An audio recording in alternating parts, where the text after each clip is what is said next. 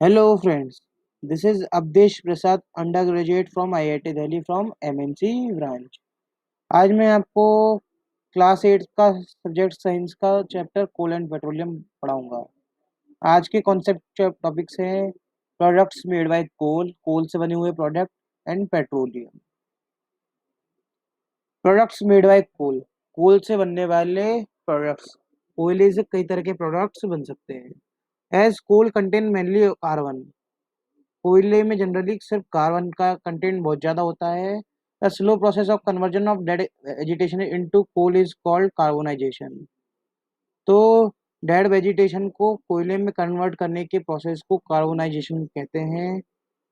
When heated in air, car Burns and produce mainly carbon dioxide. जैसा कि हमें पता है कोल कार्बन से बना होता है, और जब कार्बन को हम जलाते हैं तो वह जनरली कार्बन डाइऑक्साइड ही मेनली प्रोवाइड करेगा। तो जब हम कोयले को जलाते हैं, coal produces carbon dioxide gas. Coal is processed in industry to get some useful products such as coke, coal tar and coal gas. कोयले को हम इंडस्ट्री में यूज कर कुछ इंपॉर्टेंट प्रोडक्ट जैसे कोक, कोल tar और कोल गैस आदि का फॉर्मेशन करते हैं। सबसे पहले coke. Coke it is a tough porous and black substance. यह एक छिद्रदार काला सब्सटेंस होता है जो कि कठोर है। It is the almost pure form of carbon, और यह कार्बन एलिमेंट का ऑलमोस्ट प्योर फॉर्म है। इसमें मेनली कार्बन होता है। Coke is used in the manufacture of steel. Coke का यूज स्टील के फॉर्मेशन में किया जाता है and in the extraction of many metals, और कई मेटल एक्सट्रैक्शन के लिए भी कोक का यूज किया जाता है। कोल टार दूसरा प्रोडक्ट है। Coal tar it is a black thick liquid. यह एक लिक्विड है जो कि काला और मोटा होता है, शहद जैसा एकदम चिकना, विद एन अनप्लीजेंट स्मेल। और एकदम इसकी स्मेल अच्छी नहीं होती, अनप्लीजेंट स्मेल होती है। It is a mixture of about 200 substance, और ये लगभग 200 सब्सटेंस का मिक्सचर होता है। यह भी कोयले से बनाया जाता है।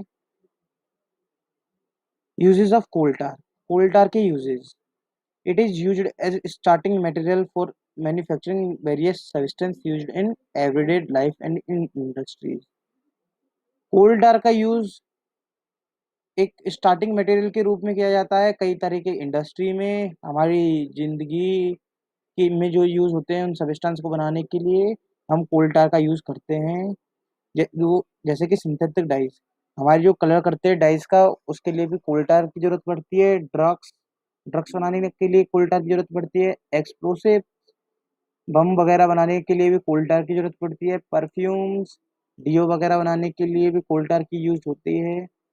प्लास्टिक्स पेंट्स, प्लास्टिक बनाने के लिए, पेंट बनाने के लिए, फोटोग्राफिक मटेरियल बनाने के लिए, फोटो खींचने के लिए सिल्वर वगैरह के मटेरियल है उनको बनाने के लिए भी कोल टार की जरूरत पड़ती है।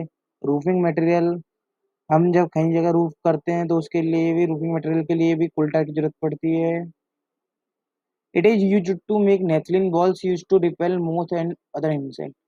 ये नेपथलीन बॉल बनाने के काम आता है जो कि कीड़ों और मधुमक्खियों को एक जगह आने से रोकता है या उनको रिपेल करता है। कोल टार की बदबू से वह आसपास आते नहीं है क्योंकि उसकी लीजेंट स्मेल होती है, तो ये मोथ और अदर इंसेक्ट्स को आसपास आने नहीं देता। तीसरा सब्सटेंस है bitumen. It is the petroleum product that is used in place of coal tar. ये पेट्रोलियम प्रोडक्ट है जो कि कोल टार की जगह काम आता है। किधर काम आता है? For metalling the roads these days.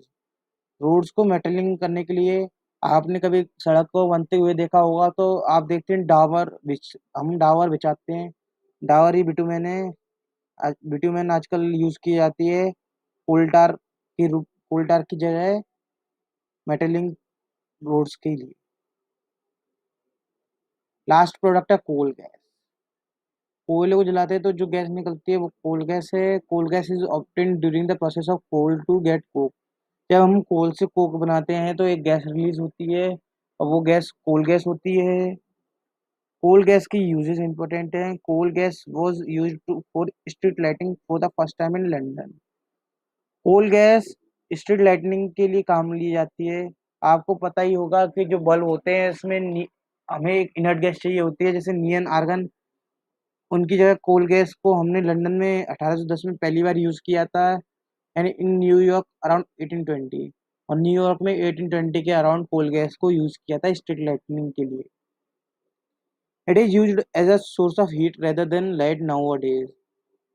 जैसा कि अभी पिछली यूज में बताया है कि उसको स्ट्रीट लाइटनिंग के लिए यूज किया जाता था, लेकिन आजकल इसको लाइटनिंग की जगह हम एक सोर्स ऑफ हीट की तरह यूज लेते हैं।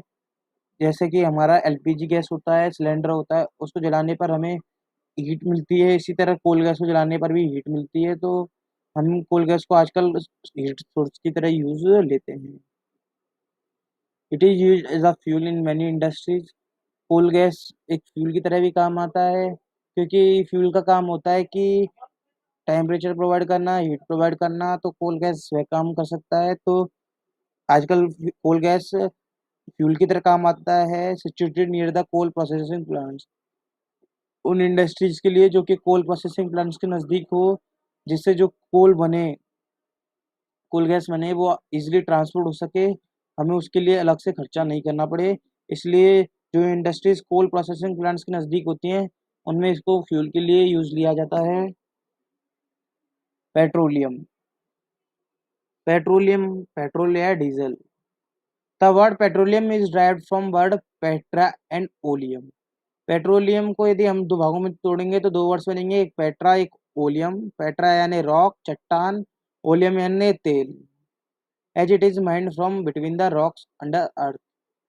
मतलब रॉक्स के बीच में से तेल निकालना, जो तेल निकला अर्थ सरफेस से, वो तेल पेट्रोलियम कहलाया जाता है। तो oil under rocks is petroleum. इसलिए चट्टानों के नीचे पाए जाने वाले तेल को पेट्रोलियम कहा जाता है। Petroleum and diesel are found from a natural resource called petroleum. जो पेट्रोल और डीजल है वो इसी नेचुरल रिसोर्सेज से निकाले जाते हैं। जब हम पेट्रोलियम की रिफाइनिंग करते हैं तो हमें कई सब्सटेंस मिलते हैं, पेट्रोल, डीजल, बिटुमन। इन्हीं में से पेट्रोल, डीजल दो मेन सब्सटेंस हैं जो आजकल यूज लेते हैं। आजकल हम गाड़ी, व्हीकल्स में सब में पेट्रोल और डीजल का काफ़ी यूज आता है। Usages of diesel and petrol. Diesel और पेट्रोल का use. Petrol is used as a fuel in light automobiles such as motorcycles and cars. Petrol light automobiles जैसे कि मोटरसाइकिल, स्कूटर, कार, इनमें हम यूज करते हैं। लेकिन heavy motor vehicles like trucks and tractors and generator run on diesel. लेकिन जो vehicles होते हैं, बड़े ट्रक्स, ट्रैक्टर्स, उनके लिए पेट्रोल सफिशिएंट नहीं होता, तो उनके लिए हम डीजल का यूज करते हैं, वो डीजल पे रन करते हैं। और जनरेटर्स, जो इलेक्ट्रिक जनरेटर्स हैं जो लाइट चले जाने पे यूज लेते हैं, वो जनरेटर्स भी डीजल पे काम करते हैं। Formation of petroleum. पेट्रोलियम का formation. Petroleum was formed from organism living in the sea. जो पेट्रोलियम है वो वो भी लिविंग ऑर्गेनिज्म से प्राप्त हुआ है, जो कि समुद्र के नीचे रहते थे। जो समुद्र में रहते थे, एज दीज ऑर्गेनिज्म डाइड, जब ये ऑर्गेनिज्म जो समुद्र के नीचे रहते थे वो मरे, their bodies settled at the bottom of the सी।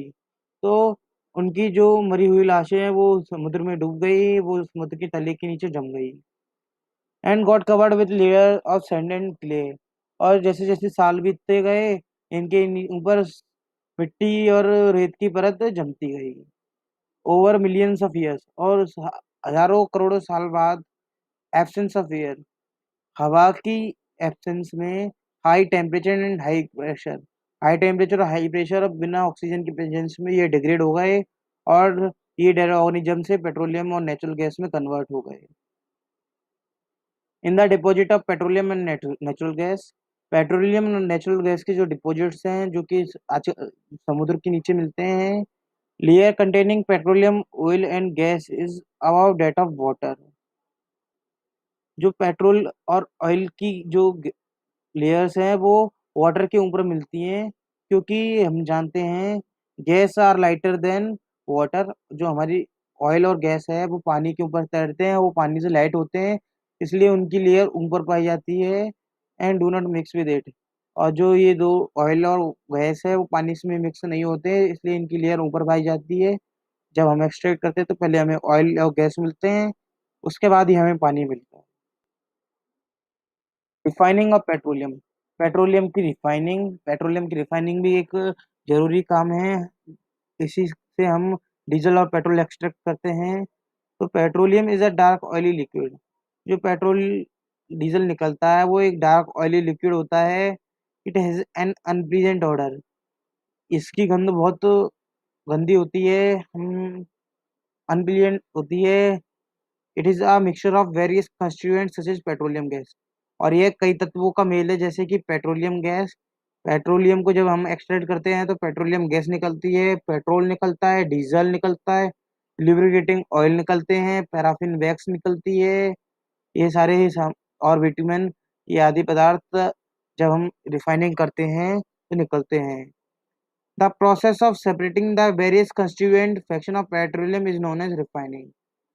और पेट्रोलियम से इन्हीं कंस्टिट्यूएंट को अलग करने की विधि रिफाइनिंग कहलाती है। इसी प्रोसेस को रिफाइनिंग कहते हैं।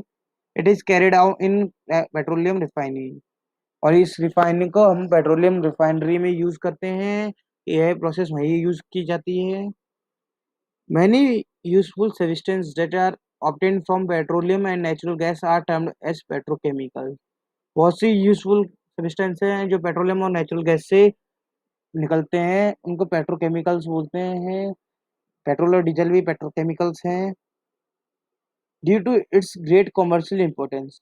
पेट्रोलियम का काफ़ी कमर्शियल इंपॉर्टेंस है। डीजल पेट्रोल का आप जानती हैं कितना यूज होता है, कितना इंपोर्ट होता है, कितना एक्सपोर्ट होता है कंट्री में। तो इनकी इंपॉर्टेंस काफ़ी ज़्यादा है, इसलिए petroleum is also called black gold. इसलिए इसको ब्लैक गोल्ड भी बोला जाता है। प्रैक्टिकल यूज क्या है? Bitumen is used in paints and road surfacing. Bitumen जो कि एक पेट्रोलियम प्रोडक्ट है, उसको पेंट्स में और रोड की सरफेस करने के लिए भी यूज किया जाता है। Thank you.